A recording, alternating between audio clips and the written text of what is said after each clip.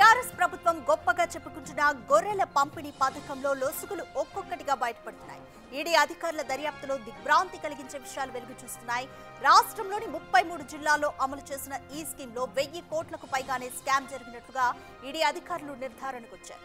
మాజీ మంత్రి తలసాని శ్రీనివాస్ యాదవ్ వద్ద ఓఎస్డీగా పనిచేసి ఈ కేసులో కీలక నిందితుడిగా ఉన్న కళ్యాణ్ ఇంటి నుంచి 200 బ్యాంక్ పాస్ పుస్తకాలు స్వాధీనం చేసుకున్నారు.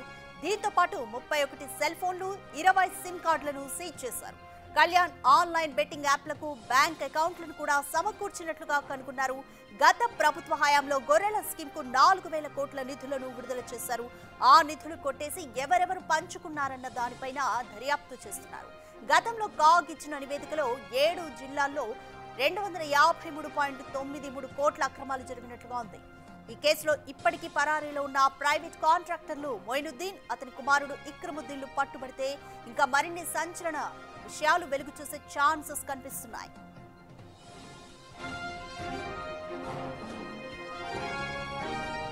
రెండు 2017లో ప్రారంభమైన ఈ పథకం ద్వారా గొల్ల కుర్మల జీవితాల్లో కొత్త వెలుగులు తీసుకురావాలని అనుకున్నారు. అందులో భాగంగా పథకానికి 12,000 కోట్ల రూపాయలను కేటాయించింది. 20 గొర్రెలు, ఒక్క పొట్టేలుతో కూడిన యూనిట్ ధరను ₹1,25గా నిర్ణయించారు. ఈ రేటుకు గొర్రెల యూనిట్లు కొని పంపిణీ చేయాలని నిర్ణయించింది. అయితే అప్పటి ప్రభుత్వంలోని కొంతమంది ముఖ్య నేతలతో సన్నిహిత సంబంధాలున్న ప్రైవేట్ కాంట్రాక్టర్ మొయినుద్దీన్, అతని కుమారుడు ఇక్రముద్దీన్లు ఎంట్రీ ఇచ్చిన తర్వాత స్కీమ్ స్వరూపమే మారిపోయింది. అప్పటి వరకు ₹1,25,000గా ఉన్న ఒక్క యూనిట్ ధర ప్రభుత్వ ఆమోదం లేకుండానే ₹1,75,000కు పెరిగింది. గొర్రెల విక్రయందారుల నుంచి వాటిని కొని చెల్లించాల్సిన డబ్బులు చెల్లించకుండా తమ సొంత ఖాతాల్లోకి మళ్లించుకున్నారు.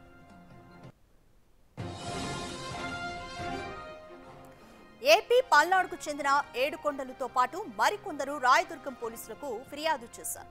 తమ నుంచి కొందరు ప్రభుత్వ అధికారులు మొయినుద్దీన్, ఇక్రముద్దీన్ కలిసి గొర్రెలు కొని ఇవ్వాల్సిన 21 కోట్లు తమ సొంత ఖాతాల్లోకి మళ్లించుకున్నట్లుగా అందులో పేర్కొన్నాడు. దీంతో ఈ పథకంలోని కుంభకోణం తీగ కదిలింది. ఈ కేసును కాంగ్రెస్ ప్రభుత్వం ఏసీబీకి అప్పగించింది. విచారణలో దాదాపు 700 కోట్ల రూపాయల అవినీతి జరిగిందని బయటపడింది. ఈ క్రమంలో పశుసంవర్ధక శాఖ మాజీ డైరెక్టర్ రామచంద్ర నాయక్ తో పాటు ఈ స్కీమ్లో నోడల్ ఆఫీసర్లుగా వ్యవహరించిన పలువురిని కూడా ఏసీబీ అధికారులు అరెస్ట్ చేశారు. గోల్మాలైన నిధుల్లో మనీ లాండరింగ్ జరిగినట్లుగా అనుమానించిన ఈడీ కొంతకాలం క్రితం దీనిపై కేసులు నమోదు చేశారు. తాజాగా ఈ కేసుతో సంబంధం ఉన్న పశుసంవర్ధక శాఖ మాజీ డైరెక్టర్ రామచంద్ర నాయక్, కళ్యాణ్ నివాసాలతో పాటు మొత్తం 8 చోట్ల ఏకకాలంలో దాడులు జరిపి విస్తృత స్థాయిలో సోదాలు జరిపారు. పలు రికార్డులను స్వాధీనం చేసుకున్నారు.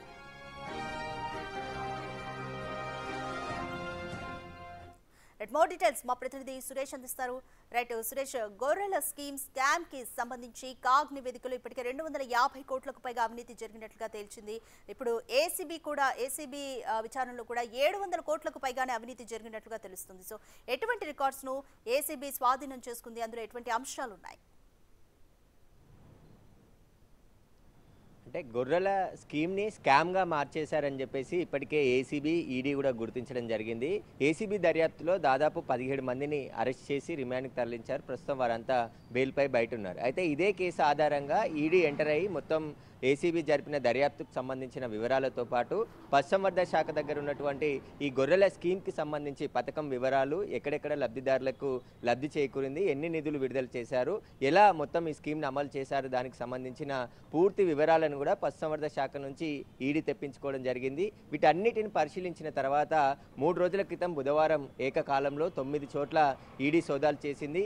ఈ సోదాల్లో చాలా కీలకమైనటువంటి డాక్యుమెంట్స్ని స్వాధీనం చేసుకున్నారు. అయితే మాజీ మంత్రి తలసాని శ్రీనివాస్ యాదవ్ ఓఎస్డీగా పనిచేసినటువంటి కళ్యాణ్ నివాసంలో కూడా సోదాలు చేశారు. ఆ సోదాల్లో 200 బ్యాంక్ అకౌంట్స్, అంటే వేరే ఈ నిధులను మళ్లించడానికే తాత్కాలికంగా ఓపెన్ చేసిన బ్యాంక్ అకౌంట్స్కి సంబంధించిన పాస్బుక్స్తో పాటు అనేక డాక్యుమెంట్స్ని కూడా స్వాధీనం చేసుకోవడం జరిగింది. ఇక మిగతా 8 చోట్ల కూడా కీలకమైనటువంటి సమాచారము ఈడీ సేకరించింది. దర్యాప్తు కొనసాగుతుందని చెప్తుంది. అయితే ఏసీబీ దర్యాప్తులో 700 కోట్లకు పైగా నిధులు పక్కదారి పట్టాయి. దాదాపు 4,000 కోట్ల నిధులను ఖర్చు చేస్తే అందులో 700 కోట్లకు పైగా అనే చెప్పారు. ఇంకా అంటే అక్కడికి ఫిక్స్ కాలేదు, ఇంకా దర్యాప్తు కొనసాగుతుంది కొనసాగుతూనే ఉంది ఏసీబీ. అయితే ఈడీ ఎంటర్ అయిన తర్వాత ఈడీ దర్యాప్తులో ఇప్పుడు దొరికినటువంటి డాక్యుమెంట్స్ ఆధారంగా 1000 కోట్ల పైన అవినీతి జరిగింది, నిధులు పక్కదారి పట్టాయని చెప్పేసి ఇప్పుడు ఈడీ అధికారికంగా ప్రెస్ నోట్ రిలీజ్ చేసింది. ఇంకా ఇన్వెస్టిగేషన్ కొనసాగుతుందని చెప్పింది. అయితే 4000 కోట్లు ఖర్చు చేస్తే అందులో 1000 కోట్లు ఈ దళారులు, రాజకీయ నాయకులు,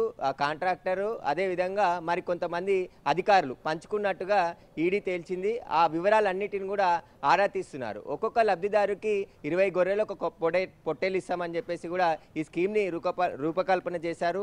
ఆ తర్వాత ఎలాంటి అనుమతులు లేకుండానే స్కీమ్కి సంబంధించిన ప్రైజ్ పెంచుకుంటూ పోయారు. ఒకసారి 80,000, తర్వాత ₹1,00,000, ₹1,20,000, ₹1,45,000, ₹1,50,000 వరకు కూడా యూనిట్ ధరని తీసుకుని వెళ్ళి వాళ్ళకి అనుకూలంగా రేట్లు పెంచుకుంటూ నిధులు విడుదల చేసుకున్నారు. ఆ విడుదల చేసిన నిధులు కూడా మొత్తం లబ్ధిదారులకు లబ్ధి చేకూరకుండా కొంతమందికి మాత్రమే లబ్ధి పొందారు. కానీ మిగతా చాలా డబ్బులు అంటే 1000 కోట్ల పైన అవినీతి జరిగింది. ఆ డబ్బులన్నీ కూడా పక్కదారి పట్టాయని చెప్పేసి ఈడీ గుర్తించింది. ఇక కాగ్ కూడా నివేదిక వెల్లడించింది. అనేక అక్రమాలు గొర్రెల స్కీమ్లో జరిగాయి. ఏదైతే రవాణాకు సంబంధించిన వాహనాలు ఉంటాయో ఆ వాహనాలు కూడా నకిలీవని తేల్చింది. ఎందుకంటే 2 వీలర్ పైన 21 గొర్రెలను ఎలా తీసుకెళ్తారు, వాటి నెంబర్లను పెట్టి ఆ గొర్రెలను తరలించామని చెప్పి ఫేక్ ఇన్వాయిస్ బిల్లులు కూడా పెట్టడం జరిగింది. అవన్నీ క్లెయిమ్ చేసుకున్నారు. అవన్నీ నిధులు పక్కదారికి పట్టాయని చెప్పేసి కూడా ఇటు ఈడీ, ఏసీబీ, కాగ్ గుర్తించింది. కాబట్టి ఇప్పుడు దర్యాప్తులో వేగం పెంచారు. ఇక మాజీ మంత్రి సంబంధించిన పాత్ర ఇల్లు ఎంతవరకు ఉంది, ఆయనకి ఎలాంటి సంబంధాలు ఉన్నాయనే దానిపైనే ఈడీ ఇప్పుడు ఫోకస్ పెట్టింది. కళ్యాణ్ని దాదాపు 3 రోజుల నుంచి విచారిస్తుంది. ఈ కేసులో కళ్యాణే చాలా కీలకంగా ఉన్నాడు. పశుసంవర్ధక శాఖ అధికారులతో పాటు కళ్యాణ్ కూడా కీలకంగా చక్రం తిప్పినట్టు తెలుస్తుంది. ఒక లోలోనా కాంట్రాక్టర్ కంపెనీకి సంబంధించి గొర్రెల స్కీమ్ని వాళ్ళకి ఏమాత్రం అనుభవం లేకుండా వారికి అందించి వారి ద్వారా లబ్ధిదారులకి లబ్ధి చేకూరే విధంగా చేశారు అని చెప్పేసి ప్రయత్నం చేశారు. కానీ వీళ్ళు మొత్తం డబ్బులు కొట్టేసినట్టు చేశారు. అసలు స్కీమ్ వివరాలన్నీ కూడా పశుసంవర్ధక శాఖలోనే ఉన్నటువంటి వెటర్నరీ డాక్టర్ ద్వారా ఆ గొర్రెల యూనిట్లు కొనుగోలు చేసి నేరుగా లబ్ధిదారులకి ప్రభుత్వమే అందించే విధంగా ఈ స్కీమ్ని మొదట రూపొందించారు. కానీ మధ్యలో దీన్ని అంతా కూడా దళారులు ఎంటర్ అయ్యి స్కీమ్ని అంతా కూడా స్కామ్గా మార్చే ప్రయత్నం చేశారు. అందులో 1000 కోట్లు కొల్లగొట్టారని చెప్పేసి ఇప్పుడు ఈడీ గుర్తించింది. అయితే వెటర్నరీ డాక్టర్లే గొర్రెలు ఆరోగ్యంగా ఉన్నాయా లేదా, ఎక్కడ కొనుగోలు చేయాలి, ఎన్ని యూనిట్లు కొనుగోలు చేయాలి, ఏ జిల్లాలో ఏ డాక్టర్స్ ఉంటారు, వారందరికీ సంబంధించిన పూర్తి సమాచారంతో లబ్ధిదారులకి నేరుగా అందించాల్సి ఉంటుంది. కానీ అలా జరగకుండా ఏమాత్రం అనుభవం లేని గొర్రెల గురించి తెలియని వారికి కాంట్రాక్ట్ ఇచ్చి వాళ్ళ ద్వారా మధ్యవర్తులను ఎంట్రీ చేసి ఈ స్కీమ్లోకి స్కామ్కు పాల్పడ్డారని చెప్పేసి ఏసీబీ కూడా గుర్తించింది. మొత్తం గచ్చిబౌలిలో నమోదైన 2,10,00,000లకు సంబంధించిన కేసుతో మొదలైన ఈ విచారణ ఇప్పుడు 1000 కోట్లకు పైగా అవినీతి జరిగింది. ఈ డబ్బులన్నీ కూడా పక్కదారి పట్టాయి. సంబంధించిన బినామీల బ్యాంక్ అకౌంట్లకు ఖాతాలు తెరిచి అక్కడ ఈ ఏదైతే లబ్ధిదారికి చేకూరాల్సినటువంటి నిధులన్నీ కూడా వారి నుంచి నేరుగా బయటికి తీసుకెళ్లారని చెప్పేసి గుర్తించారు. ఈ స్కీమ్లో కూడా మొదట గొర్రెల స్కీమ్కి సంబంధించి ఎవరైతే గొల్ల కాపర్లు ఉన్నారో వారికి సంబంధించి పూర్తిగా గొర్రెలు కొనుగోలు అంటే ఈ లబ్ధి చేకూరాలంటే ముందుగా వాళ్ళు ₹40,000, ₹20,000 డీడీలు కట్టించుకున్నారు. ఆ తర్వాత మిగతా సబ్సిడీ అమౌంట్ అంతా కూడా నేరుగా ఎవరైతే గొర్రెలు అమ్ముతారో వారికి పడే విధంగా ఈ స్కీమ్ని చేశారు. కానీ గొర్రెలు అమ్మిన వారికి కూడా ఇక్కడ డబ్బులు లేకుండా చీటింగ్ చేశారు. అంటే లబ్ధిదారులు కాకుండా ఎవరైతే కాంట్రాక్టర్లు లోలోనా కంపెనీకి సంబంధించిన మోయిదుద్దీన్ ఆయన ఏపీకి చెందిన కొంతమంది గొర్రెల కాపర్ల దగ్గర గొర్రెలు కొనుగోలు చేసి ఇక్కడ తెలంగాణ లబ్ధిదారులకు ఇస్తామని చెప్పి తీసుకొచ్చారు. గొర్రెలు తీసుకొచ్చారు కానీ గొర్రెలకు కొనుగోలు చేసిన డబ్బులు కూడా చెల్లించకుండా వాళ్ళని కూడా రైతులని చీట్ చేశారు. కాబట్టి దీనికి సంబంధించి అంటే కళ్యాణ్ వెనకాల ఎవరున్నారనే దానికి సంబంధించి ఇప్పుడు ఈడీ ఫోకస్ పెట్టింది. అప్పటిగా పనిచేసిన మంత్రి పాత్ర ఎంతవరకు ఇందులో ఉందనే దానికి సంబంధించి కూడా దర్యాప్తు కొనసాగుతుంది. Right, thanks for the update Suresh. Right, గొర్రెల స్కామ్ కి సంబంధించి ఇప్పటికే 1000 కోట్లకు పైగా అవినీతి జరిగిందంటూ ఈడీ గుర్తించింది.